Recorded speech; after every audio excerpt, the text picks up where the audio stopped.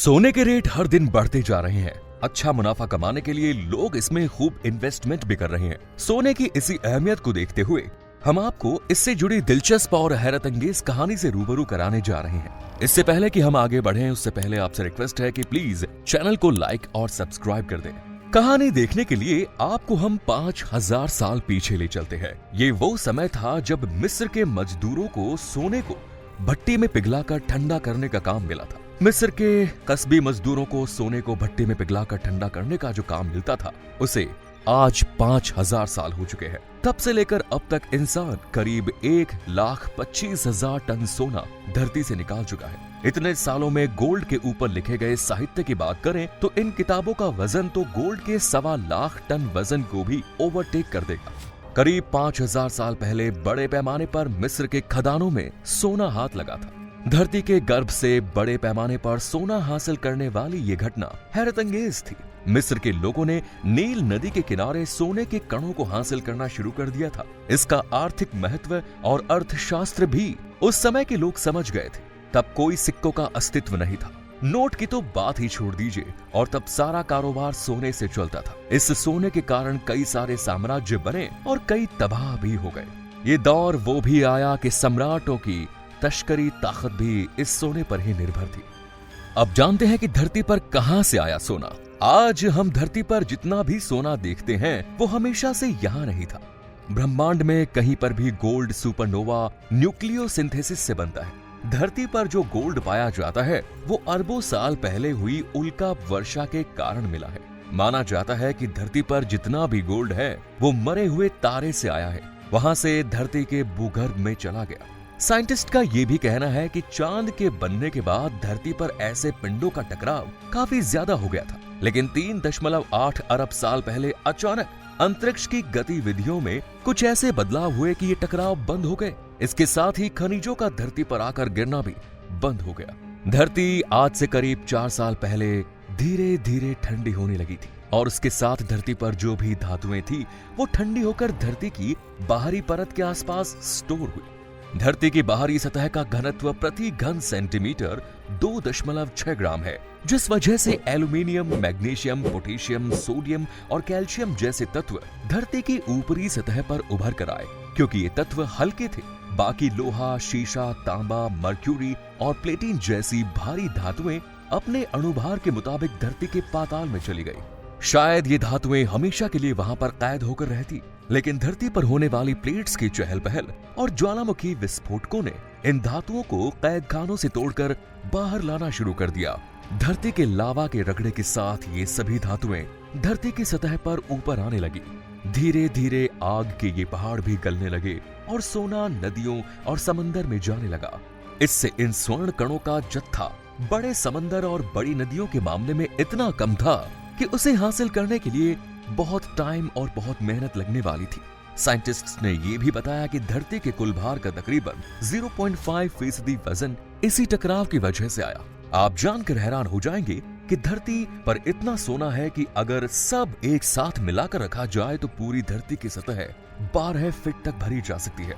मौजूदा समय में जितना गोल्ड लोग इस्तेमाल कर रहे हैं उसका 75% हिस्सा पिछली 1 सदी में निकाला गया है। अभी बहुत सारा सोना धरती के गर्भ में छिपा है। साइंटिस्ट के मुताबिक जितना हम नीचे जाएंगे इसकी मात्रा बढ़ती ही जाएगी। मध्य युग में यूरोपियन देशों में गोल्ड दुर्लभ था।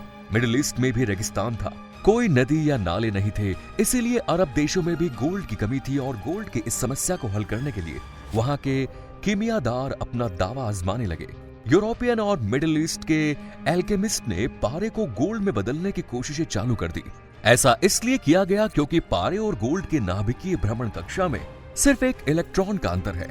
जहां पर गोल्ड में इलेक्ट्रॉन का जुमला 80 होता है और पारे का 79।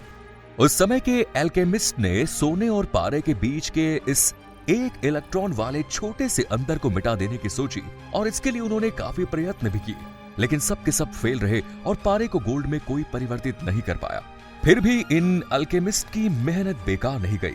भले ही वो पारे को सोना ना बना पाए हो, लेकिन पारे को गोल्ड बनाने के लिए उन्होंने जो भी प्रयोग किए उसमें पारे को नहलाने के लिए उन्होंने 3 एसिड्स का आविष्कार किया, जो सल्फ्यूरिक एसिड, नाइट्रिक एसिड और हाइड्रोलिक एसिड थे।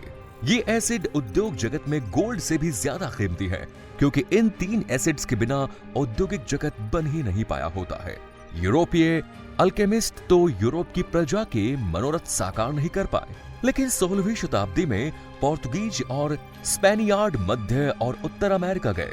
दरअसल यूरोपियन के जाने से पहले नॉर्थ अमेरिका और साउथ अमेरिका में कुछ सभ्यताएं रहती थी जो वहां के मूल निवासी थे, जिसका नाम इक्का सिविलाइजेशन था, और उस जगह पर सिर्फ सोना ही सोना मिलता था। वहां के भूभाग की जमीनी रचना ही ऐसी थी कि ज्वालामुखी से सबसे ज्यादा सोने का भंडार वहां पर आया था। हालांकि लोहा वहां पर नहीं था, और इक्का सभ्यता के लोग ये भी नहीं जानते थे कि लोहा होता क्या है, इसलिए इक्का सभ्यता के लोग हर चीज में सोना घुसा देते थे।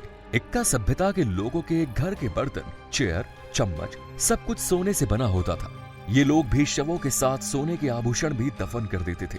फिर भी सोना इनके पास इतना था कि खत्म ही नहीं हो रहा था। लेकिन उनके सोने के भंडारों में खुदाई के लिए पोर्तुगीज और स्पेनियार्ड वहां आ गए। इसके बाद इन लोगों ने यहाँ पर इतना ज्यादा जनसंहार किया कि इक्का सभ्यता का ही नाश कर दिया गया और सारा सोना भरकर यूरोप ले गए। 18वीं सदी में ही करीब 1350 टन से भी ज्यादा सोना साउथ अमेरिकन कॉन्टिनेंट से यूरोप ले जाया गया। उसके बाद 24 जनवरी साल 1848 की बात करें तो एक जेम्स मार्शल नाम के यूरोपियन को अमेरिका के कैलिफोर्निया राज्य की एक नदी में चमकदार सोने के कण मिले। रातों रात हजारों लोग उस जगह पर बस गए और एक गांव का निर्माण हुआ, जो कुछ समय बाद सैन फ्रांसिस्को के नाम से जाना गया। इसके बाद इस पीली और चमकदार धातु का भंडार अमेरिका में भी बढ़ने लगा। इसके बाद साइबेरिया में भी सोना मिला और रशिया भी स्वर्ण जड़ित हुआ। उसके बाद साउथ अफ्रीका में सोने की एक नहीं 5 खदानें मिली और अफ्रीका भी स्वर्ण जड़ित हुआ। लेकिन अफ्रीका की बदनसीबी ये है कि वो बस मजदूर ही रह गए और वो खुद का सोना खुद ही यूज न कर पाए, क्योंकि ब्रिटेन ने कॉमनवेल्थ के नाम पर लूट मचा रखी थी। इस तरह कुछ देश सोने के कुबेर भंडार बन गए। अमेरिका की बात करें तो वहां पर आमतौर पर 14 कैरेट की ज्वेलरी बनती है। यूरोप में ये चलन 18 कैरेट का है, मिडिल ईस्ट में 21 कैरेट का, जबकि भारत में 22 कैरेट के गहने बनाए जाते हैं। हमारे देश में बिहार और उड़ीसा के लोग आमतौर पर 24 कैरेट के गहने पहनने का आग्रह रखते हैं। 24 कैरेट के गहने नरम होते हैं और लंबे समय तक पहनने से मुड़ भी जाते हैं। आपके शहर में 10 ग्राम सोने का रेट क्या है, हमें कमेंट्स में जरूर बताएं। विश्व में सरकारी तौर पर सबसे ज्यादा गोल्ड वाला देश अमेरिका है, जिसके पास 81,336.46 टन सोना है, जबकि माना जाता है कि इंडिया के पास करीब 800 टन सोना है, जिसमें से 760 टन सोना आरबीआई के पास है। अब जानते हैं कि भारत में कहां से आया इतना सोना। जनता के प्रिजर्व भंडार की बात की जाए तो दुनिया में कोई भी शायद ही भारत के आगे टिके। हालांकि सोने की खदानों के मामले में हम पहले से कंगाल हैं, ना ही हमारी नदियों में सोने के कोई कण पाए जाते हैं। भारत के व्यापारी सदियों से मसाले, कपड़ा और कलाकृतियों को विदेशों में जाकर बेचा करते थे, और उस वक्त ये जरूरी चीजें आज के पेट्रोल से भी ज्यादा जरूरी हुआ करती थी। इसी व्यापार के बदले भारत में सदियों से सोना और चांदी आता रहा है, और ऐसे हम गोल्ड के प्रिजर्वर बन गए। भारत की आम जनता के पास बहुत सोना है। दुनिया भर के अर्थशास्त्रियों के एक आंकड़े के मुताबिक भारत के पास आज करीब 10,000 टन से ज्यादा सोना है। एक वक्त था कि भारतीय सोना खरीदने के मामले में पहले नंबर पर थे, लेकिन आज चीन पहले और भारत दूसरे नंबर पर है। भारत में सोना ज्यादातर ज्वेलरी के रूप में इस्तेमाल होता है, जबकि चीन में इसका इस्तेमाल इन्वेस्टमेंट के तौर पर होता है। तो दोस्तों, उम्मीद है आपको ये वीडियो पसंद आया होगा। तो इसी तरह की महत्वपूर्ण जानकारी वाले वीडियोस देखने के लिए चैनल को लाइक करें, शेयर करें और सब्सक्राइब करें। धन्यवाद।